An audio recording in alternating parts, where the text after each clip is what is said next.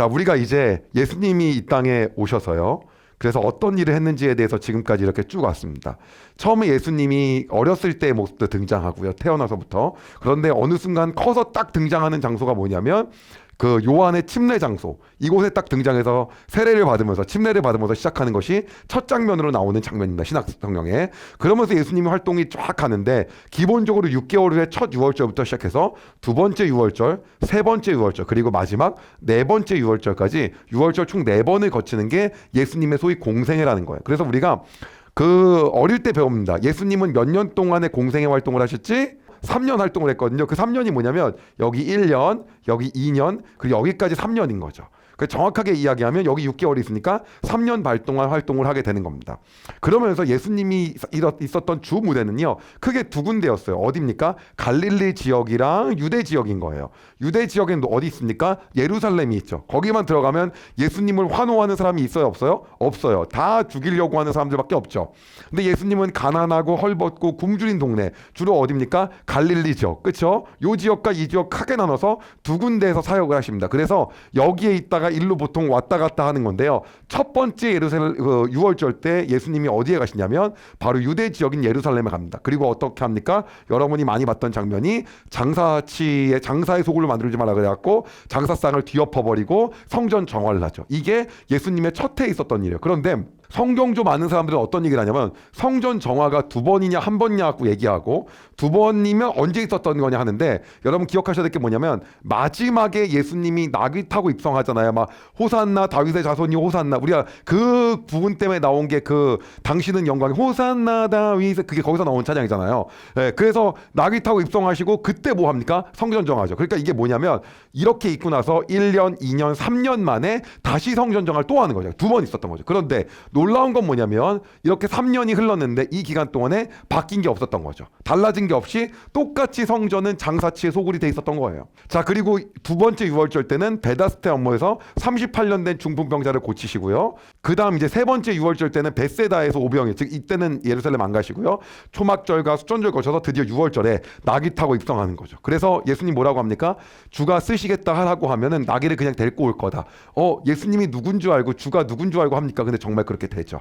그래서 입성하는 겁니다. 그러면 이 초막절과 수전절 때 도대체 무슨 설교를 하길래 이 마지막 유월절에 그 십자가에 못 박히는 그 사건이 일어나는 겁니까? 어떠한 설교를 하면서 소위 말하고 하는 그 죽을 만한 근거를 쌓으신 겁니까? 라고 했을 때 초막절 설교가 이런 설교였죠. 나는 위로부터 왔다. 나는 세상의 빛이다. 나는 그리스도다. 예수님이 어떠한 말을 안 했었으면은 안 죽었을까를 한번 봤을 때 위로부터 왔다가 일단 제일 빡센 얘기예요. 그 다음 나는 그리스도다. 예, 이게. 그리고 어떤 거예요? 더 문제는 수전절 때 나와 아버지는 하나다. 이거는 그냥 말이 안 되는 거죠. 그러다 보니까 이게 뭡니까? 전부 다 어떤 거에 걸리는 거냐면 정확하게 이야기하면 신성모독에 걸리는 겁니다. 그래서 예수님이 죽은 죄명은 뭐냐면 신성모독죄인 거죠. 그렇죠? 그렇게 해갖고 이제 이걸로 마지막 유월절을 맞게 되는 거예요. 그런데 우리가 조금 더 브레이크다운해서 이 유월절 기간 내에 있었던 일을 좀 자세하게 보니까 어떻게 나와 있냐? 이렇게 나와 있었던 거예요. 마지막 토요일. 그럼 유월절은 언제냐? 정확하게 유월절은요. 그 유태인식으로 말씀드리면 목요일 저녁부터예요. 목요일 저녁부터 금요일 저녁까지입니다. 그래서 그 시간 동안이 유월절이고 이제 그 다음부터 무교절이 쫙 이어지는 거예요. 이거를 유대 명절이라고 하는 거예요. 그러니까 요때는 유월절이 아직 아닌 거죠. 그 예수님이 나귀 타고 들어간 건 언제입니까? 그게 바로 주일이에요. 요때 입성하는 겁니다. 그럼 우리가 주일날 예배 드리는 이유가 나귀 타고 입성했기 때문에 하는 겁니까? 그건 아니고 부활을 주일에 했기 때문에 그때 기념하는 겁니다. 그래서 초대교회 때는요. 여러분이 알고 있는 안식일과 주일을 둘 다 지킵니다. 그리고 마지막에는 이제 점점 주일을 지키는 거예요. 자, 그래서 어쨌든 간에 나귀 타고 이제 입성을 합니다. 그리고 월요일 날은 무화과 나무를 저주하시고 성전 정화 나왔잖아요. 아까 제가 설명해 드린 거. 요게 바로 거기에 있었던 사건. 언제입니까? 월요일 날이요. 예, 그리고 나서 이제 죽은 무화과 나무에 대해서 이렇게 약간 열매 맺지 못하는 거 바리새인들과 사두개인들에 대해서 얘기하는 거고, 그다음 종교 지도자들과의 신앙 논쟁을 진짜 빡세게 합니다. 그리고 감람산에서 제자들에게 설교를 막 합니다. 그리고 그때 유다가 이제 배반하기로 결정하는데 요 장면, 여기서 종교 지도자들과의 아주 빡센 신앙 논쟁이 있거든요. 이때 한 번은 헤롯 당이 등장하고 한 번은 바리새파 등장하고 한 번은 이제 사두개인 등장하고 막 계속 등장하거든요. 그래서 이거를 예수님이 소위 말하는 다 그냥 깨부십니다. 그래서 그 장면들을 이제 오늘 여러분들하고 저하고 아주 진하게 한번 보게 될 겁니다. 그래서 이 신앙 논쟁에 대한 거 요 부분이라고 이제 생각을 하고 여기서부터 어디까지 가는 겁니까? 죽으시고 부활하는 것까지 같이 한번 달려보도록 하겠습니다. 준비됐나요? 자, 시작을 해보겠습니다. 자, 그래서 이제 보통 이제 신앙 논쟁이 시작되는데 문제는 뭐냐면요. 하늘나라에 대해서 말하기 시작한 것이 문제입니다. 그러면서요, 하늘나라가 뭔지에 대해서 예수님이 이제 종교 지도자들을 향해서 이야기를 합니다. 마태복음 22장 2절에서 14절 쉬운 성경으로 읽어드리겠습니다. 하늘나라는 아들의 결혼 잔치를 마련한 왕에 빗댈 수 있다. 왕이 종들을 보내어 잔치에 초대한 사람들을 모셔오게 하였다. 그러나 이들은 오려고 하지 않았다. 그러자 왕은 다시 다른 종들을 보내며 말했다. 초대받는 사람에게 잔치가 준비되었다고 말해라. 소와 살찐 송아지도 잡았고 모든 것이 다 준비되었으니 어서 결혼잔치에 오라고 하여라. 그러나 사람들은 종들의 말을 듣지 않고 제갈 길로 갔다. 어떤 사람은 밭에 나갔고 어떤 사람은 장사하러 갔다. 지금 뭘 얘기하는 겁니까? 유태인들한테 먼저 이야기했는데 이들이 예수님이 부른 초청에 응합니까? 응하지 않습니까? 응하지 않죠. 이거 얘기하는 거예요 지금요. 나머지 사람들은 종을 잡아다가 그들을 모욕하고 죽었다. 어떤 거예요? 선지자들을 잡아다 죽이고 예수님까지 잡아 죽이죠. 그렇죠? 아무리 얘기해도요. 계속이요. 왕은 매우 화가 났다. 그는 군사를 보내어 살인자들을 죽였다. 그리고 온 도시를 불태워버렸다. 결국 뭐예요? 심판의 날이 있을 거란 얘기인 거예요.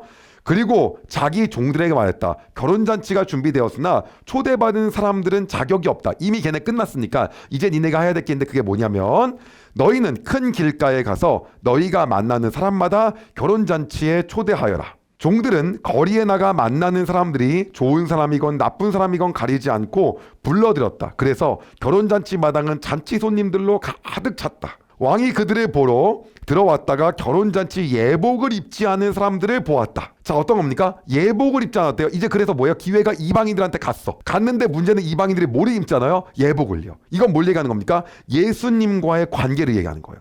예수 그리스도를 통하여 의롭다 칭함받지 않았다. 의의 예복을 입지 못한 거예요. 그럼 뭐예요? 기회는 왔으나 이방인 역시도 예수 그리스도를 받아들인 거예요? 안 받아들인 거예요? 안 받아들인 거예요. 결론이 어떻게 되냐? 이렇게 됩니다. 그 사람에게 왕이 말했다. 친구여, 결혼잔치 예복을 입지 않고 어떻게 여기에 들어왔는가? 그 사람은 아무 말도 하지 못했다. 왕이 종들에게 말했다. 이 사람의 손과 발을 묶어서 바깥 어두운 곳에 던져버려라. 그곳에서 슬피 울고 고통스럽게 일을 갈 것이다. 초대받은 사람은 많으나 선택된 사람은 적다. 어떤 얘기를 하는 겁니까? 지금 여기서는요. 중요한 게 이방인에게도 기회가 온다는 거예요. 오는데 우리는 뭘 해야 된다는 거죠? 예수 그리스도를 받아들이지 않으면 안 된다는 걸 지금 정확하게 이야기하는 거예요. 이게 마지막 신학자들에게 이야기한 내용들 중에 하나인 거예요. 그리고 나서 이제 함께 있던 사람들이 예수님을 트집 잡기 위해서 슬슬 다가옵니다. 근데 이들 다가온 사람이 누구였냐면 여기다가 써드릴게요. 바로 헤롯 땅 출신입니다. 그리고 누구냐면 여러분이 잘 알고 있는 바리새인들입니다. 그러면 궁금한 게 있는데 헤롯 땅은 누구고 바리새인들은 누굽니까? 궁금하면 400년 중간사 끝내기를 신구약 중간사 끝내기 영상을 보시면 되는데 시간이 없으면 지금 설명을 한번 잘 들어보시기 바랍니다. 헤롯 땅은요 헤롯에 붙어 있어갖고 정권에 아첨하던 자들이에요. 즉 이들은요 중요한 게 뭐냐면 로마한테 잘 보여야 됩니다. 그래서 어떻게 되냐면 자기의 기득권을 계속 잘 유지해야 돼요. 그리고 헤롯도요 로마가 헤롯을 잘 봐줘서 거기서 빌부터 먹으면서 잘 살아야 돼요. 그게 헤롯하고 헤롯 땅 사람들입니다. 헤롯에 연관되어 있는 사람들이죠. 자, 그러니까 여기는 어떤 겁니까? 친로마라고 볼 수 있죠. 어떻게 보면요. 근데 바리새인들은 누구냐면요. 이들은요. 친로마가 아닌 거예요. 이들은 로마에 대해서 독립하기를 원합니다. 그러니까 여기는 뭐냐면 반로마인데 대신에 폭력적인 수단으로 독립하는 걸 원치 않아요. 그렇기 때문에 이들은 뭘 주장합니까? 엄청난 유일신 사상이에요. 뭐요? 유일신이요. 하나님만이 진정한 왕이다. 예수 그리스도는 인정하지 않아요. 그리고 이들이 가지고 있는 거 몇 개요? 613가지의 율법을 통해서 사람들을 가르쳐주는 역할을 하는 거죠. 이 헤롯 땅과 바리새인들이 와서 이제 예수님께 얘기를 하기 시작합니다. 자, 그럼 이제 어떤 얘기를 하는데요? 거기서 나오는 게 바로 마가복음 12장 14절에서 15절입니다. 잘 들어보세요. 그들이 와서 말했습니다. 그들은 누굽니까? 헤롯 땅과 바리새파예요. 선생님, 우리는 선생님께서 진실한 분이시며 아무에게도 얽매이지 않으신다고 알고 있습니다. 선생님께서는 아무도 부당하게 대하지 않으시고 하나님의 길을 진리로 가르치십니다. 가이사에게 세금을 내는 것이 옳습니까? 내지 않는 것이 옳습니까? 세금을 내야 합니까? 내지 말아야 합니까? 그럼 여기서 가이사는 뭐냐? 여러분들이 중간사에서 배웠던 티베리우스예요. 예. 티베리우스. 티베리우스는 또 뭐야? 티베리우스는요, 로마의 1대 황제 옥타비아누스에 이어서 양자로 입적된 2대 황제 티베리우스 황제를 얘기하는 거예요. 그러니까 2대 황제를 말하는 거죠. 그래서 티베리우스 가이사를 우리가 성경에서 뭐라고 하냐? 티베리우스 가이사를 가이샤라고 부르는 거예요. 됐나요? 그럼 이 가이샤한테 세금을 내는 게 맞냐, 안 내는 게 맞냐? 근데 뭐냐? 이 가이샤에게 세금을 내는 당시에 뭐가 있냐면 데나리온이 있습니다. 뭐가 있냐면 이 티베리우스의 황제 숭배 사상의 얼굴이 있어요. 여기 갖다가 이걸요, 우상이 된 거죠. 우상. 예, 황제 숭배예요. 그러니까 이거는 그러니까 뭐야? 한마디로 이때는요, 신이에요, 신. 그쵸? 그러기 때문에 뭐냐면 이거를 쓰는 거에 대해서 바리새인들은 지금 좋아해요, 안 좋아해요? 안 좋아해요. 그러니까는 예수님 모세의 율법에 따라서 우상 숭배하지 말라고 했는데, 그런데 지금 이거를 보게 되면은 이러한 우상 숭배에 해당하는 이 주화를 갖고 사용해서 세금을 낸다는 것 자체가, 이러한 우상에다가 돈을 주는 것 자체가 올바르지 않고 그 돈을 쓴다는 것도 우상 숭배에 해당하는 건데, 이거를 지금 쓰는 게 맞는 겁니까? 모세 율법에 따라 안 쓰는 게 맞는 겁니까? 근데 안 쓰면 어떻게 하냐? 헤롯 땅이 바로 잡아가. 누굴 잡아갑니까? 예수님을.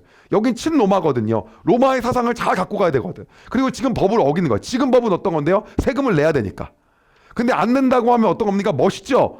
근데 잡아가. 그럼 낸다고 하면 어떤 겁니까? 예수님은 하나님의 아들도 아니야. 모세의 율법도 어기는 거야. 여기에 드디어 빠져드는 거예요. 그쵸? 여기 함정에 빠져드니까 예수님은 어떠한 말도 할 수가 없는 거죠. 그 상황에서 너 이거야 저거야 정말 말하기 곤란할 때 있잖아요. 그 상황이에요. 그때 예수님이 이렇게 대답합니다. 마가복음 12장 16절이에요. 그들이 은전 1개를 가져왔습니다. 예수님께서 물으셨습니다. 이것은 누구의 얼굴이며 누구라고 씌어 있느냐? 그들이 대답했습니다. 그러니까 가이사입니다 라고 그들이 대답하는 거예요. 가이사입니다. 그러자 예수님께서 그들에게 뭐라고 말하냐? 이렇게 말합니다. 예수님께서 그들에게 말씀하셨습니다. 가이사의 것은 가이사에게 주어라. 그리고 하나님의 것은 하나님께 바쳐라. 그들은 예수님의 말씀에 놀랐습니다. 어떤 얘기하는 겁니까? 이거 주화는 어차피 로마에서 만든 거 아니냐? 그러니까 로마 왕한테 줘버려라. 그리고 하나님께서 벌써 하나님한테 주고. 그럼 이 말이 내포하고 있는 게 이거예요. 어떤 거냐? 우리는 이 세상을 살면서 이 세상의 시민권을 갖고 있어요. 더불어 어디의 시민권도 갖고 있습니까? 하늘나라의 시민권도 우리가 같이 갖고 있어요. 그런데 우리가 이 세상을 사는 동안에는 이 세상의 시민권에 해당하는 것을 갖고 있기 때문에 거기에 해당하는 세금을 내야 되는 거예요. 더불어 우리는 하늘나라의 시민권을 갖고 있기 때문에 하나님의 알맞는 삶도 살아야 되는 거고요. 그래서 베드로전서 2장 17절에는 이렇게 나와 있습니다. 모든 사람을 존중하고 하나님 안에서 형제자매를 사랑하며 하나님을 두려워하고 왕을 존경하십시오. 뭐라고 나옵니까? 왕을 존경하십시오. 그래서 국가의 세금 내는 일 또한 하나님께 순종하는 것으로 보고 가이사의 것은 가이사에게 주라고 한 거예요. 로마서 13장 1절에 이렇게 나옵니다. 누구든지 국가의 권세 잡은 사람에게 복종하십시오. 하나님께서 세우시지 않은 권세란 없습니다. 세상에 있는 권세는 다 하나님께로부터 나왔습니다. 그러기에 사도 바울이 이렇게 말을 하게 된 겁니다. 그래서 우리는요, 하나님을 따르는 사람으로서 세상 정부의 정당한 의무를 가지고 있는 거예요. 다만 두 개의 권세가 충돌할 때 우리는 어떤 겁니까? 하나님의 의무를 먼저 우선하고 나가야 된다는 거죠. 그런데 여기 안에서 이제 예수님이 이렇게 지혜롭게 대처를 하면서 세상 속에 상한 거니까, 그리고 이 동전 가이사의 거한테 줘라고 했어요. 그런데 실제로 여기서 바리새인들의 입장에서 한번 이제 생각해 봐야 될 게 있어요. 이들 자체가 일단 문제였어요. 그럼 이 바리새인들은 이거 싫어해요. 지금요. 반롬하고 싫어합니다. 그럼 이 데나리온 사용합니까? 안 합니까? 안 해야 되잖아요. 그렇죠? 근데 사용을 자기들이 하고 있는 거예요. 그럼 이미 하고 있는 것 자체가 뭐 하는 거예요? 이미 여기 편승돼서 살고 있는 거죠. 그러니까 진짜 유일신인 하나님을 사랑하는 그 마음이 없는 상태에서 예수님만 시험하려고 얘기했다라는 거예요.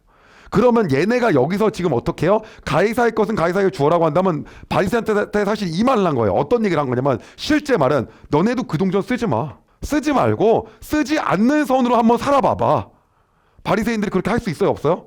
그들은 아무 말도 못하였더라. 그럼 사용하지 않으면 되잖아. 그럼 세금도 안 내는 거고 그 주화 쓰지 말라고. 근데 자기들은 이미 그 주화를 뭐예요? 쓰고 싶지 않은 마음은 없어. 이미 쓰고 싶어. 그러면서 예수님한테 물어보고 있는 거예요. 저에게 사람들이 많이 물어봅니다. 선생님, 저 수련회 가도 되나요?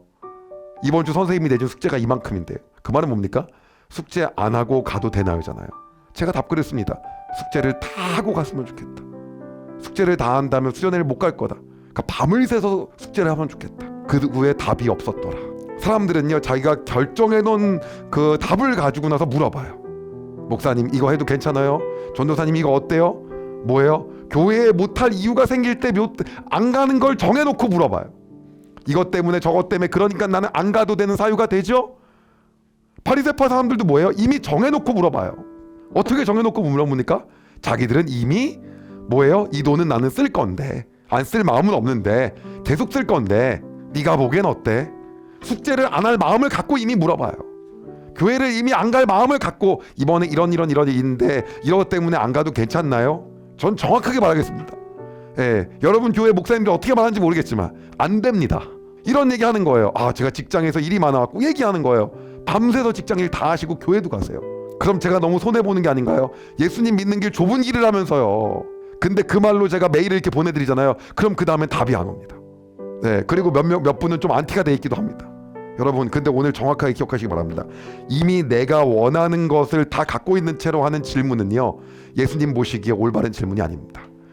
교회에 가지 못할 이유가 생길 때 어떻게 하죠? 생길 수 있죠. 그럼 최선을 다해 길을 쓰고 나서 마음을 토하고, 바리새인들이 그럼 울면서 다시는 내가 이 돈들 안 쓸 거야 막 버리냐고. 그게 아니었다는 거죠. 그들의 모습 가운데. 오늘 우리 안에서 무언가를 물어볼 때 있어. 이런 경우는 어떻게 하죠? 근데 사실 속마음 안에 막 답이 다 있어. 진짜 궁금하지가 않아. 진짜 궁금한 거는 베드로처럼 하는 게 진짜 궁금한 거야. 예, 속에 마음이 이미 답이 다 있어. 혹시 우리가 그렇게 살진 않나 한번 점검해 보길 소망합니다. 그리고 우리가 여기서 바리새인들 이 나쁜 놈들라고 얘기하지 말고 우리 마음엔 그런 모습이 없는지 한번 돌아보는 시간 되기를 소망합니다. 제가 기도하겠습니다.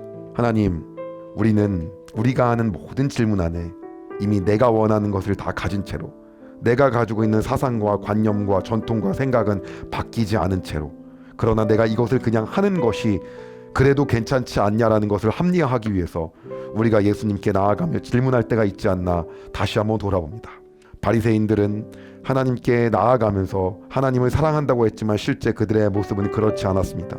그들이 이 주화를 사용해도 되냐, 이것을 세금을 어떻게 되냐라고 물어봤을 때 나는 더 이상 그 돈을 사용하지 않으며 온전히 나의 유일한 신은 하나님밖에 없다라는 것이 아니라 예수님을 시험에 빠뜨리기 위한 모든 계획을 세우고 나의 태도는 바꾸지 않으며 나는 그 돈을 계속 사용하려고 하면서 물어보았던 모습이 오늘 우리의 모습은 아닌지 다시 한번 돌아보게 됩니다. 하나님, 우리의 마음속에서 소망하는 것은 우리 안에 마음을 정하지 않고 순수한 동기를 가지고 하나님 앞에 나아가기를 소망합니다. 이거 돼요? 안 되냐? 라고 하나님께 물어보기 전에 우리 마음 가운데 동기를 순수하게 하며 하나님께 나아가길 소망하오니 주님, 우리의 삶을 붙잡아 주시고 우리 가운데 올바른 길을 밝혀 주시옵소서. 만약에 하나님이 원하는 거라고 한다면 안 되는 상황 속에서 길을 쓰고 통회하며 그곳으로 가기 위해 발버둥이라도 치는 인생 되게 하여 주시옵소서. 주님을 찬양합니다. 오늘도 그렇게 살기를 소망하며 예수님의 이름으로 기도드립니다. 아멘. 여러분, 은혜 많이 받으셨나요? 이 영상을 통해 더 많은 사람들에게 하나님의 은혜를 공유하길 원하신다면 여러분의 구독과 좋아요가 꼭 필요합니다. 오늘도 여러분의 삶에 하나님의 은혜가 가득하길 진심으로 소망합니다.